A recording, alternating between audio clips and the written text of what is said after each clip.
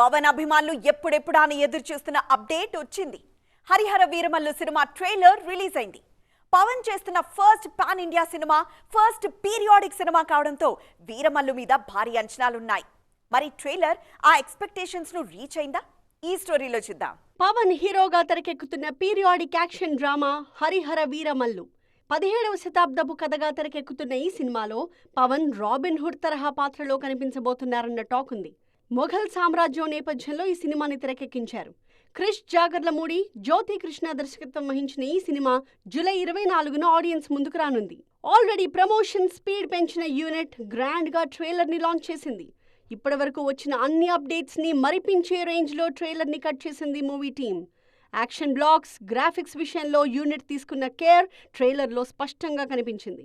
పవన్ అభిమానులు కోరుకునే అన్ని ఎలిమెంట్స్ తో అవుట్ అండ్ అవుట్ కమర్షియల్ అన్న రేంజ్ లో ట్రైలర్ ని ప్రెజెంట్ చేశారు. ఈ అప్డేట్ తో ఇప్పటి వరకు సినిమా మీదున్న అంచనాలు ఒక్కసారిగా డబుల్ అయిపోయాయి. సినిమా ఆ రేంజ్ ఎక్స్పెక్టేషన్స్ కూడా రీచ్ అవుతుందన్న నమ్మకంతో ఉంది యూనిట్. పవన్ సినిమా ట్రైలర్ అంటేనే పంచ్ డైలాగ్స్ కోసం వెయిట్ చేస్తారు ఫ్యాన్స్. అందుకే పవన్ మార్క్ వన్ లైనర్స్ ఈ ట్రైలర్ లో వావ్ అనిపించాయి. పులుల్ని వేటాడే బెబ్బుల్ని అంటూ పవన్ చెప్పిన డైలాగ్ ఫ్యాన్స్ కి గూస్ బంప్స్ తెప్పిస్తోంది. విలన్ గా బాబీ డియోల్ ప్రెజెన్స్ కూడా సినిమాకి ప్లస్ అయ్యేలా కనిపిస్తోంది.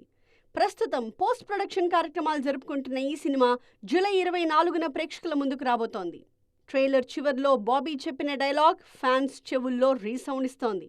మోదీ చెప్పినట్టుగా ఆంధీ వచ్చేసింది అంటూ పవన్ కళ్యాణ్ ని చూపించడం ట్రైలర్ కట్లో హైలైట్ గా నిలిచింది.